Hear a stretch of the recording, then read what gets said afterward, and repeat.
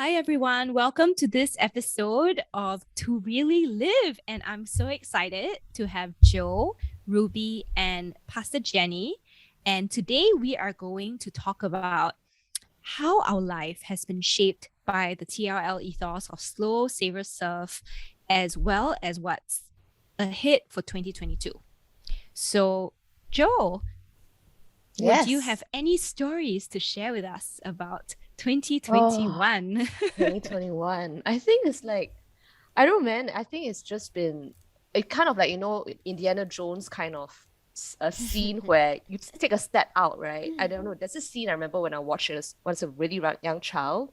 You see Indiana Jones on one side of like a big chasm, and like you're wondering how is he going to get to the other side? And like he took one step, and then like a block just appeared under his foot, and then he realized, oh, you just have to step, and then the next block will appear. And I just kind of felt like that's what happened to me. Like at the beginning of the year, I knew that I had just stepped out of my job for a few months, and I was um just having a bit of a sabbatical, but I didn't know what's going to happen next, and I just took one step at a time. And it's like really an unfolding of like the day by day, month by month. And then at the end of the year, I just realized that wow, it's been really a year of transitions, like on three fronts lah. I mean, the first one was that I stopped my job because I knew that I was supposed to go into a new area of something more in the social service, mental health place, but I didn't really know what I was really going to do. But and the second thing was really moving into a new place that my husband and I, Kevin and I, could call really a home, because the previous place that we're staying at felt like a temporary place. Yeah. And I think lastly was just more of a transition of my own emotional stability. I could really feel so much more like secure compared to like at the beginning of the year. I think there were still things I was working through, especially my marriage. Yeah, little triggers here and there. Yeah, and I find that just walking day by day, sometimes you don't realize that, cumulatively, you find that you've grown. And I think that's what happened to me in the past year. Like transitions in real tangible ways, but some intangible ways in my own emotional state as well. Yeah. Wow, that's incredible. I love how you express yourself so well, Joe. Oh, I realized I forgot to introduce myself. So I'm Estelle. And Hello, and yeah. Estelle. Hi, Estelle. Thanks, guys. Hello. Yeah, I'm the newest baby of the TRL gang. So looking forward Welcome, to welcome. really living. Yeah. And yeah, I mean, did any of you have anything to respond to what Joe shared? Yeah, I was just thinking about what Joe said, that all these small shifts day by day and the transitions, and immediately hit me that a lot of these things cannot probably happen because you may not, Joe, be aware or have time to really work through these things if you had like stayed on your job. Yeah, Do you see the totally. connection? Yeah, like Yeah. like the fact that you quit, you were able to slow down, then therefore gave you time to look at those things in your marriage, give you time to navigate these transitions without Yeah. feeling like you're hounded to make these changes. Yeah. Because I think in Singapore, a lot of us live a life that's like very hounded. We have to achieve this, we have to make these changes, we have to get this right and all that, to cross this milestone. Yeah, yeah, definitely. I feel like when you're in a job, right, you're kind of just shaped by the demands that are placed on you. Sometimes the demands that you place on yourself because you just don't want to disappoint people. You just need to be responsible for what you put that's on your plate. So then there's really less energy or time or just emotional space to take a step back and reflect actually what's going on inside my emotions. That I know that's a trigger, but I got no space to deal with that. I just need to get my work done. I felt quite a lot of that tension in the past few years until I did take that step back from work. Then I could sort through more specifically some of these things. Yeah. Wow. And Joe, so Estelle here, I mean, I really resonated also with parts of your journey. It was funny because for me, I was kind of on the other spectrum where I think I probably had so much emotions and I don't even know how to deal with it or how to process it, right? And I was really stuck in freeze mode for most of 2021. Yeah. So, like you started off sharing about, right, Indiana Jones and taking the step and just doing the next thing and the next thing in front of you. And I think I'm naturally a very visionary person, quite a lot like Pastor Jenni. And, you know, I just have this huge big picture and this huge vision. And when I'm not able to move forward with that, it's just so difficult to even just see the step in front of you. And I feel like I was in freeze mode. I was stuck for most of the year. But everything kind of shifted also for me, entering the new year. And looking back on 2021, it was a very difficult year for most people, which is why we're also taking time and giving space and having intention of just unpacking this a little bit. But I think no matter what we went through, whether you went through a lot, whether you feel like you went through nothing, whether we know how to deal with it, whether we don't, I think it was really great to slow down, right? And even learn to savor sometimes the difficult moments, the uncomfortable emotions, right? Is that something that you guys are familiar with? I think Ruby has something to say about saving uncomfortable emotions. Yeah, last year was a lot of uncomfortable decisions have to be made, and I am naturally someone who I don't shy away from uncomfortable conversations, but I think for me last year I had to let go of certain friendships, or things or people that are not the healthiest. They were not the healthiest, and that was really hard, and really slowing down to understanding, processing my own thoughts and my own emotions, especially the ones that they're not most comfortable to sit with. That was really challenging for me. So I really do resonate with what Jo and Estelle just shared. And I think for me, 2021 as well was a time for me to put how much do I really love people, God's people, to the test. And am I loving them based on my own understanding, or is it really based on God's understanding? Can I really meet people where they are? It's really about a time of like stretching and putting my faith in to the test. That's my 2021. But it's a very defining year for me, and I've moved out, of my home after much contemplation, and so it's a really new season for me, and I am very excited. Thanks, Ruby. It's so exciting. And, for some of us who get to hear a little bit more of your life story, I feel it's so inspiring. You are literally the progression of slow, savor, and serve. And now with this new place, you have this amazing avenue to serve. But about what you were sharing, it just really reminds me how, like you say, the difficult decisions or the uncomfortable emotions, they're not so fun at that time, even for those of us who are, right? We think we are used to tough conversations, but they're so necessary, and creating that space to slow down and sit with it. Maybe not ready to savor yet lah, but just sit in it and see how that goes. And just to add on, I think it's easy for me to have difficult conversations with other people, but it's really hard sometimes to have difficult conversations with myself. That is so true. I really appreciate your honesty, Ruby, because I think a lot of us carry around us a certain picture of our ideal self. So our ideal self could be successful, could be this adrenaline creature, this energizer bunny. Does that remind us of one of us here? Or two of us? Maybe three. Or, or four. Whatever it might be. And I think our ideal self sometimes become complicit in the way the world operates. So I'm thinking when Jo shared that, you have work responsibilities, and sometimes you just feel bad because you don't say no, you don't let your your colleagues down. You don't want to feel like you are giving the work to them. Yeah. But until you slow down and ask yourself, why are you feeling that way? What is your ideal image of yourself that maybe is not really healthy and will not serve you?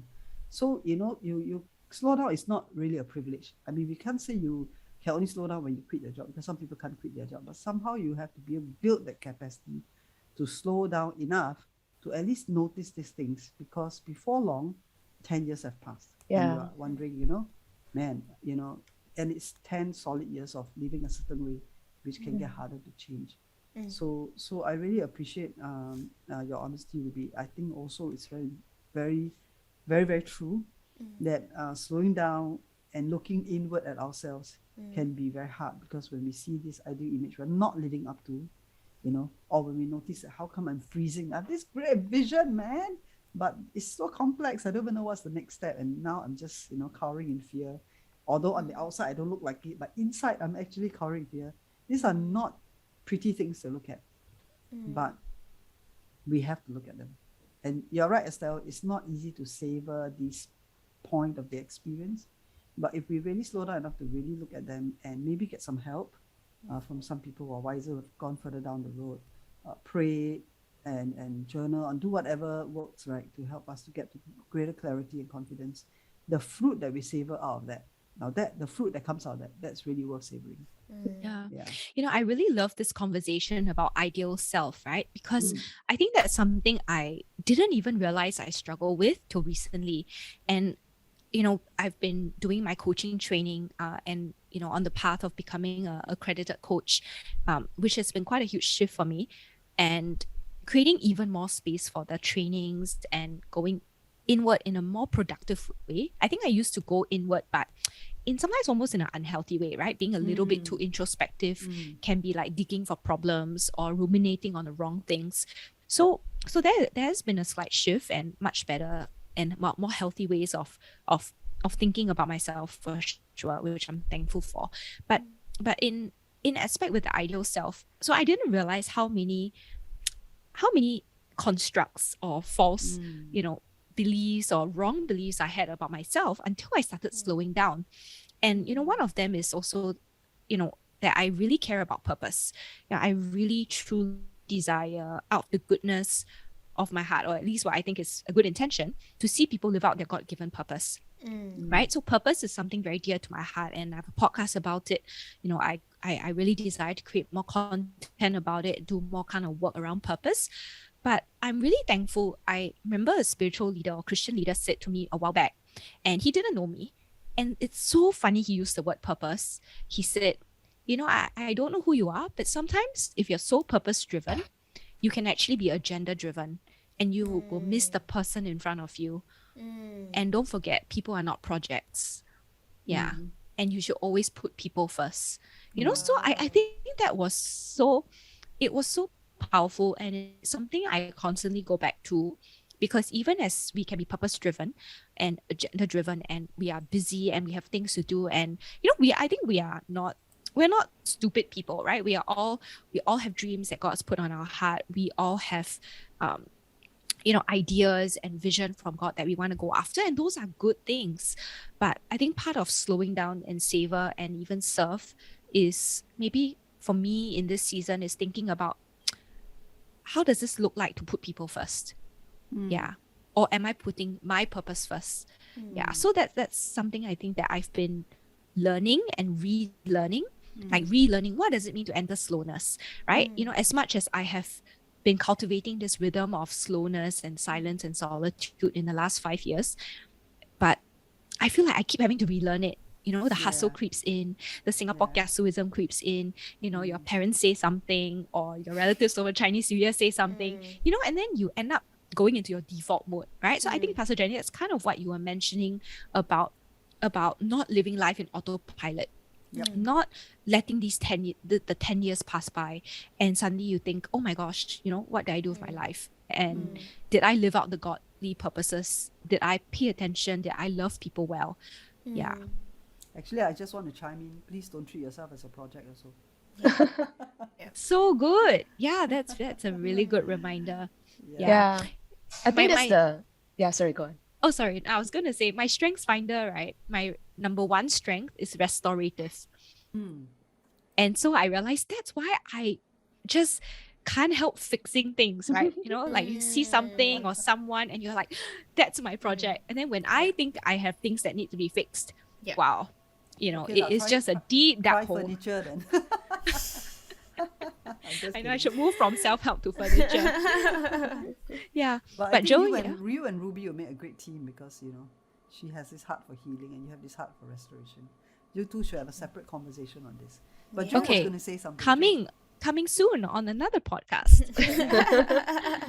Yeah, I was gonna say that I think these things will resonate with people that are really wanting to improve themselves. So like for you, you're restorative. For me, I think one of my strengths is learner. So I just want to keep learning and improving. And there is a certain drive to want to, I don't know, like I think it's also a fear of imperfection. That's linked to shame and the whole perfectionist makeup lah, right? And so when you talked about just now, wanting to look at whether your values are, whether you're driven more for your own goals or whether it's really serving others. Is it self-centered? Because sometimes you can also be serving others, but there's a guise of is under the guise of actually serving yourself, as in like you are actually serving a need to be needed, a need to feel that you're good, which is what I myself have it's an ongoing journey that I don't want to be the bad guy. yeah, and I want to so the thing is that there's this process of needing to shed those things that control the sense of self-esteem and your sense of approval. And so like when you are able to slow down in the sense of taking a step back from all the drivenness that's in you, like you keep trying to achieve things and doing things, and if we're not aware what is this driving, and if you're able to take a step back, so like it's right, Pastor Jenni, that taking a year out is really a luxury and not everyone is able to do that. But if you're able to take time from the pace of work, right, and if like your workplace allows for like, and you might need to say no to certain projects and to give up maybe like a certain progression at a certain speed. But in doing so, you will gain the space to be able to be more intentional in looking at, hey, actually what's driving me? I'm not being driven because I just want to look good.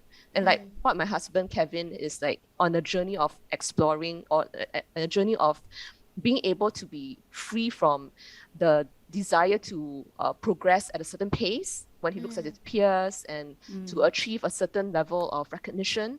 And I think most people would struggle with that when they look at their peers. Like there's a lot of need for approval because of your peers. Yeah. And so if we're able to have that space to always re-examine actually what is it that is driving us, then we're in a better place to then shift our especially as Christians, we want to be anchored in God, the love of God that really anchors us, and we don't need the approval of people. We don't even need our own approval. And sometimes it's okay to let projects drop, or to let things slide. It doesn't make you a worse person. It's just that you can't manage everything.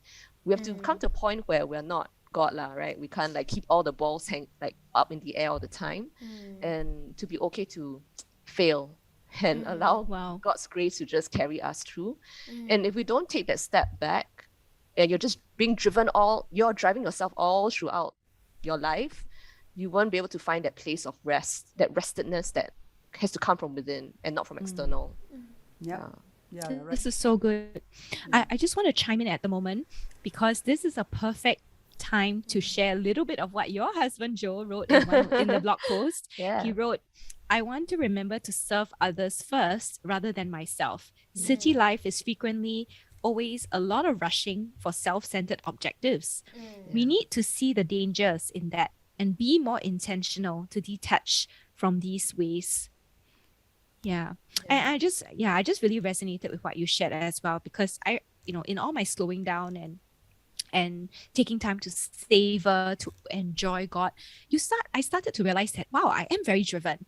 And, and I had to check myself, and God was also surfacing, right, these motives of, needing to prove yourself, prove your worth, prove your value, right? Needing to be seen. And it's in those moments where we slow down and we actually really learn to enjoy God. And and that's what rest is. It's when Yeah. you don't need, there's nothing to prove, there's nothing to lose, there's nothing to hide. And it's in those moments that I think I really have, it's still a journey, but I think I've really found a much deeper grounding and a place of rest, and knowing that I'm loved just for who I am, right? Regardless of what we do.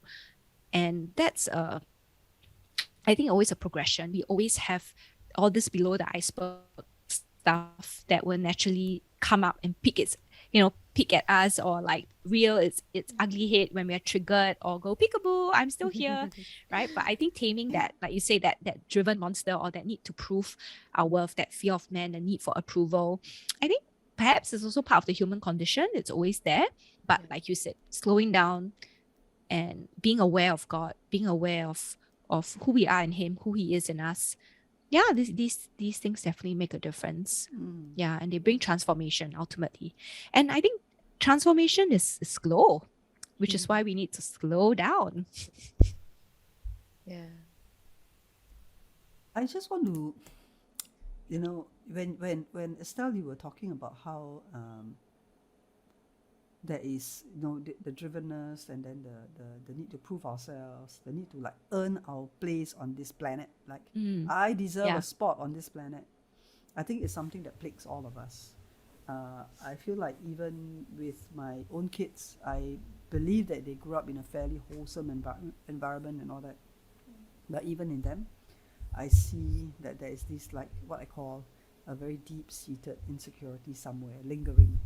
And as Christians, we believe that this traces back to the fact that our relationship with God is fractured, and that needs to be restored by putting our faith in God through Christ.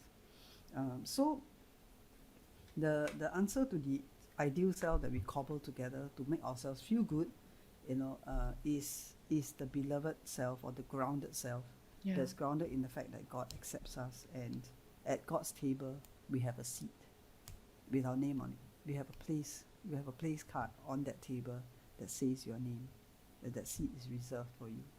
No matter what state you're in, no matter what you've been through, that seat will never be taken from you.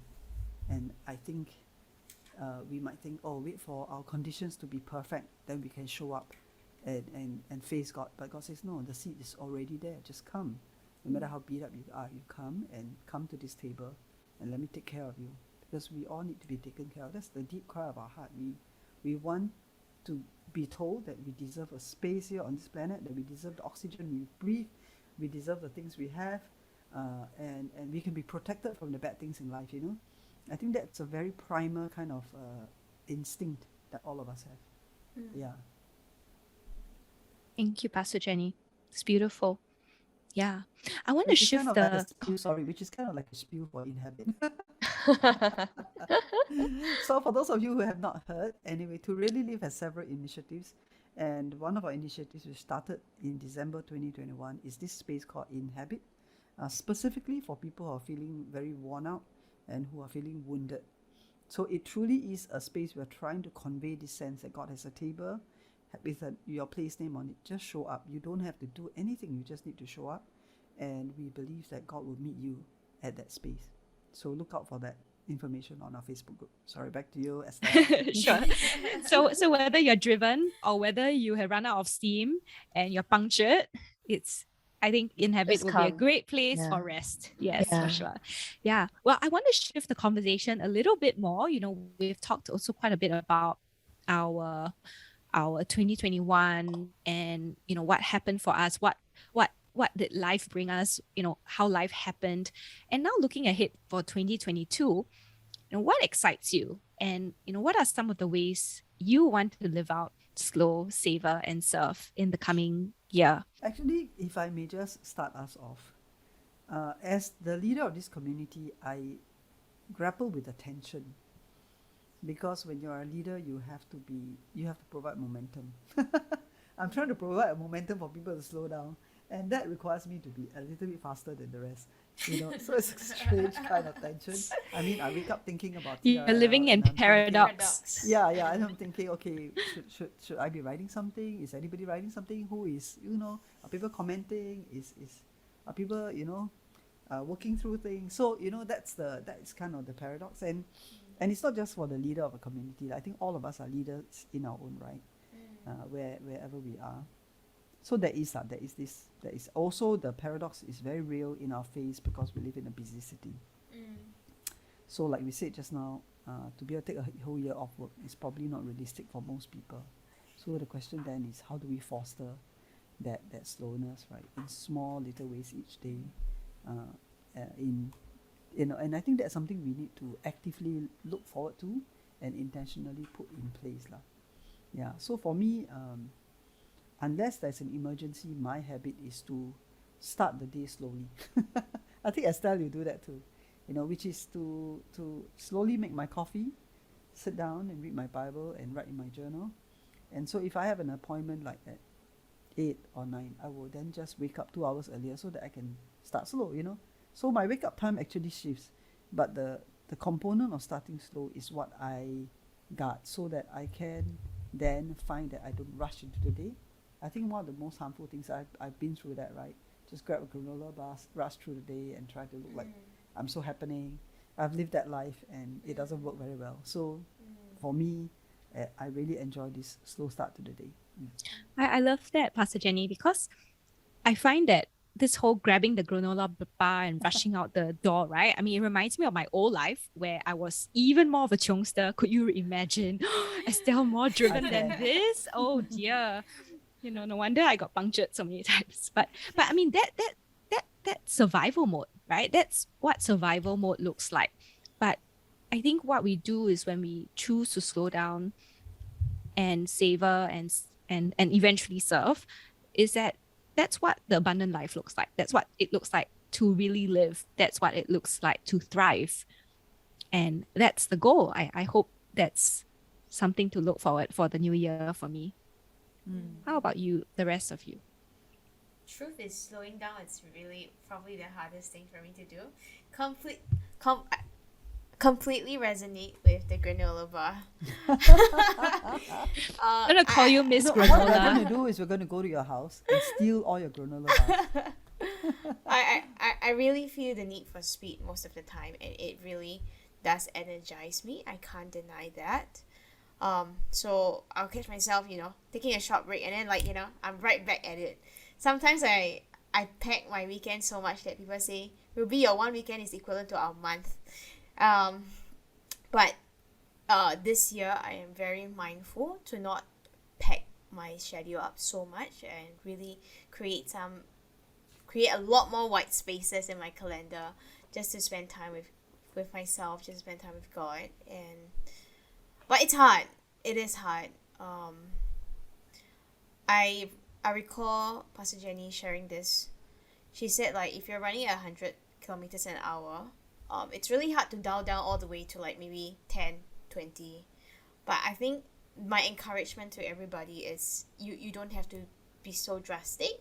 You can take time to slowly dial back, bit by bit. You know, it's more of a sincere progression, you know, than anything else. So for me, 90 kilometers an hour now? I think I'm probably at 85. yeah, and I'm really hoping to, and I recognize that it's only when you slow down that you are able to really savor.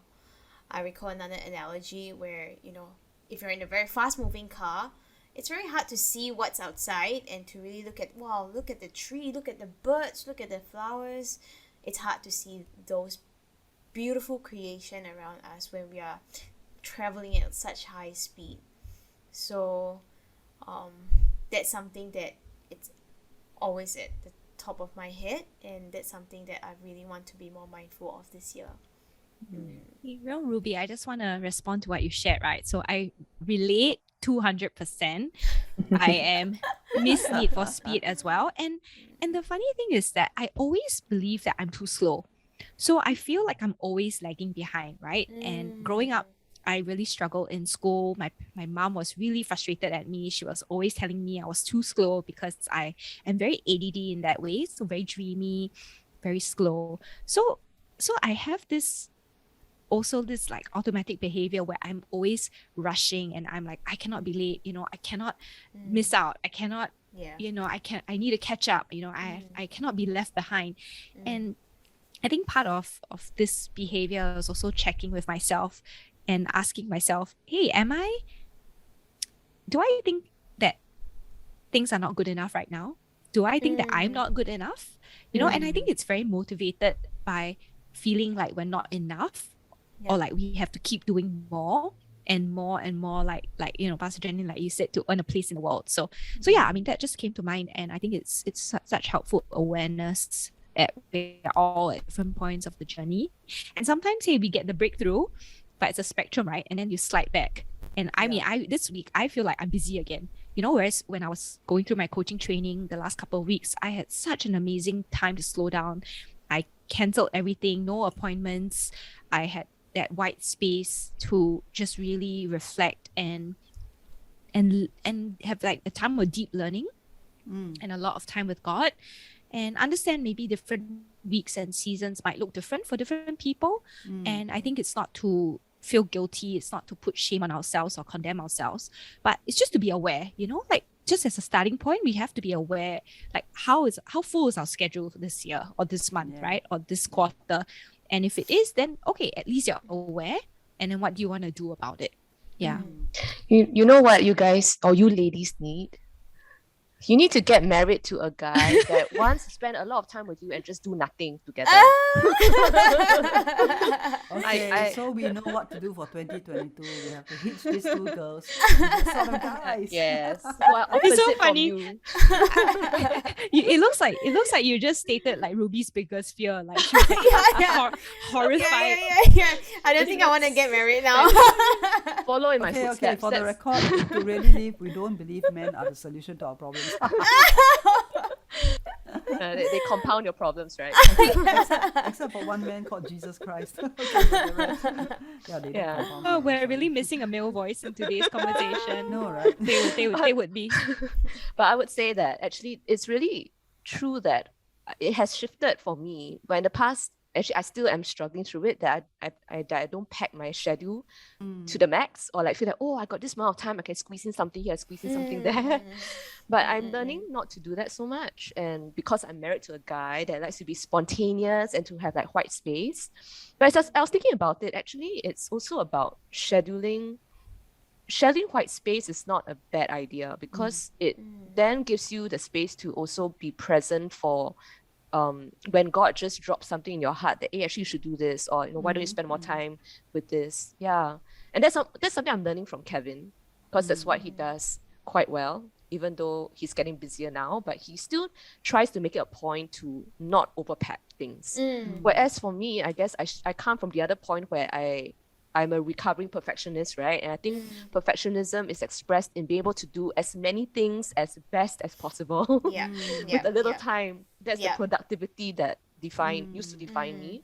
And that's the thing I want to share. And so I'm looking forward to 2022 to continue practicing things that God has already shifted in me. And this thing about, I think, spiritual disciplines. I mean, okay, just like I said, like, what we need is like someone to, like a husband to like just spend time with and do nothing, right?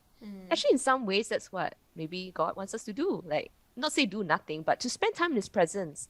Because sometimes we may also feel that, oh, hey, I should do my quiet time. I should like spend 10 minutes praying. It's all about doing, do. But actually, maybe God just wants us to just be in His presence. And I've been experiencing more of that since last year in May 2021. Quite interesting. Like, a group of us from my church decided to like meet together in the morning for worship on Zoom. So then we'll take turns to like choose some songs to play on Zoom, YouTube worship. And so we've been meeting almost every day in the mornings. Not everyone comes, and but it's given me an accountability structure. Even if there were some times that no one was there, I still went into the room, and it was like kind of like a sacred time set apart. And it's just worshipping God with no agenda. I mean, basically it's just like just being in God's presence. And like, if you wanted me to pray about something, I would just pray something at the end of the half an hour. Yeah, and I feel like that's something I really enjoy. And I look forward to continuing that this year. Yeah. Quiet hour as well with Pastor Jenni. Yeah, the just having these sessions where it's a structured time, but yet in that time it is fluid. And there's a beauty in how you can be just present. So the good thing about slowing down is that you are making a conscious decision to be present in the moment, whether it's with God, whether it's with a person that you're speaking to, or it's with yourself. Because sometimes you're not very present with yourself. You're just like think about all the different things you have to do, but you're not really paying attention to how you really feel. Yeah. And there were times in the past where I kind of felt like compelled that I needed to help a friend and be there to be present for my friend. But I wasn't really paying attention to the like I felt very irritated with her actually after a while. And I was like, yeah, no, don't be irritated, just go and help her. But I was not honoring my own feelings, and I wasn't being genuine. And I find that when you're more attentive to yourself and you acknowledge the feelings and your limitations, and you know that actually I'm not in a good space to help you right now, I'm sorry, but when I'm in a better space, I will talk to you. You're actually being more genuine and more of a friend to the person than if you just try and like, suppress your irritated feelings and do it. You're Yeah. not bringing your best self in there. Yeah. I just really love all this wisdom and insights. So, okay, I have to name them out. So it's honoring yourself. It is there was something else you meant being present. Yeah. And we need to be present to honor ourselves. Yeah. Yeah. And I think and having disciplines and where there's a structure, but it's fluid. Structure, yet there's room for spontaneity and having that kind of secret space, right? That you create with God too, and honoring God, honoring ourselves. Yeah. I really love that. That's really challenging me to think, okay, which is a great way to end and wrap up this conversation. I would love for us to just share one thing in 2022 that you want to commit to for yourself, right? Nothing to do with this podcast, but that you genuinely want to commit for yourself that will help you in the areas of slow, savor, or serve. So I'll go first. So I think I was very inspired, Joe, about what you just shared. Yeah. And I realized that I really do need to honor my commitment to God, because like Pastor Jenni, my wake up time is not fixed. And sometimes I end up responding to the day and not getting the slow time with God, So naturally, when you have a busy day, God is first thing to go, or when there's things happening, then okay, that's the first thing that gets cut. My 2 hours with God becomes 0. So I think building on what you shared, I realized that I need and I want to honor myself and honor God. And that goes back to the choices that I choose to make with my time, with my life, acknowledging my limits. That's been a big theme for me recently as well, learning my limits, what I can and can't do, and not being misdriven and trying to do everything. Yeah, definitely a process. So yeah, my one thing is honoring myself, honoring God, and in the way I choose to start your day, spend my time. Yeah.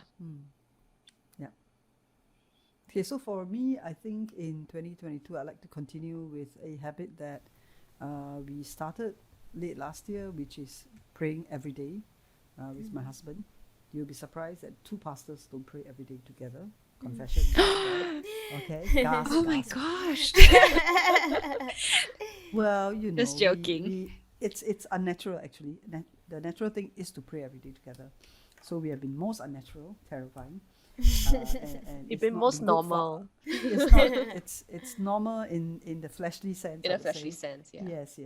It's not been a good way to live, and I'm very glad that we came to the realization, an awakening, that had to change, and we've been trying our best to do that. And I think it wasn't on my mind when I started this conversation, but somehow, Estelle, when you posed that question, that was the thought that dropped into my head, that would be the thing that I want to commit to, because it's easy to get angry with your spouse and then let the prayer time drop, but in fact you need it more. So a parallel is if you get busy or you have issues with God, all the more you need to be in that space, your secret time, your set aside time with God, not run away from Him. Always run to God and not away from Him. I love that. And also because, both of you are more effective individually if you are a unit, right? If you are bonded together, if you're connected. So that's a Yeah, great motivation. That's great. Mm. How about you, Ruby? I think for me this year, I really want to build the inner person. I have been putting,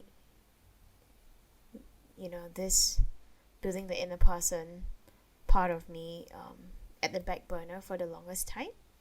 And in order to build the inner person, I think I really need to develop certain spiritual disciplines and rhythm for myself before I can have, create a space for people and do ministries and all that. I think at the core of it, I really need to have a good relationship with God, and everything comes from an outflow from that.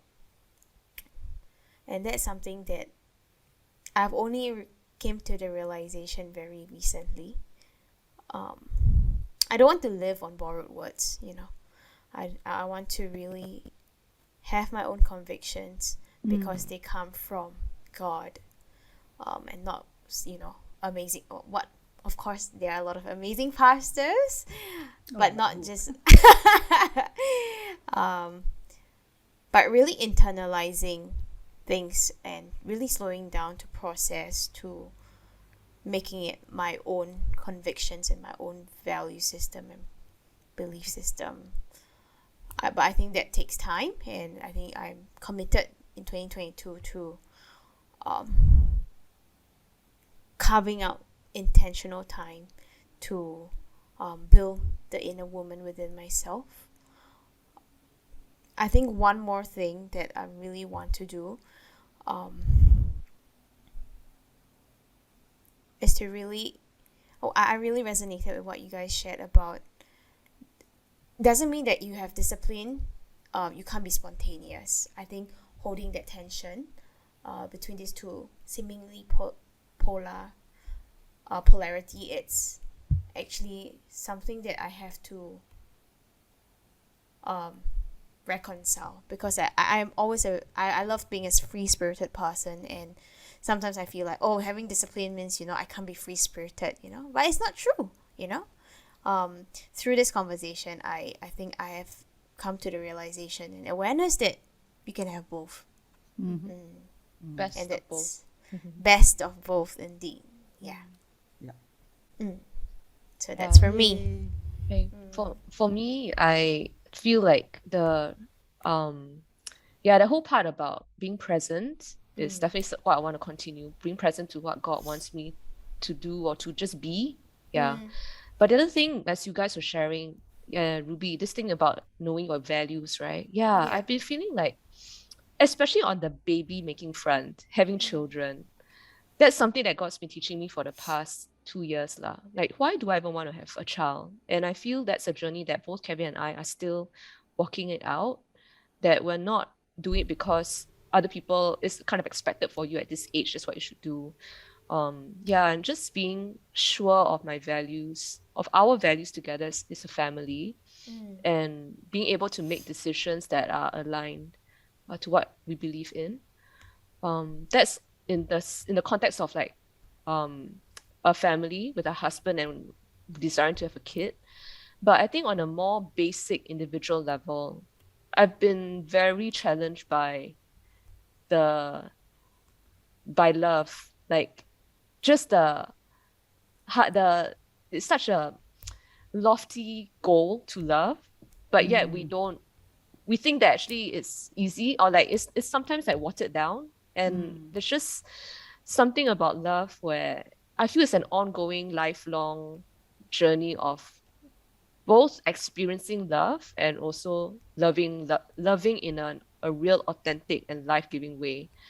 And it starts first from me and God, but I feel like in this present time, God is really teaching in the marriage lah. For the past few years, like it's been shaping for a while, but I feel that we're getting to a deeper level now between Kevin and myself. Mm. And that love is where you really just keep forgiving. You really don't have any offenses. You really think of the other person's benefit. You don't hold on to your own pride and how you think things should be done. Yeah, it's really, I feel that I want to have a breakthrough so that it comes more naturally and I don't have to like wrestle with it. Yeah. So I'm looking forward to having that value of love, that the flow of the Holy Spirit's love in me flow out more naturally. Yeah. Well, thank you everyone for sharing so vulnerably and powerfully today. And for anyone listening, we'd love to hear, how did life happen for you in 2021?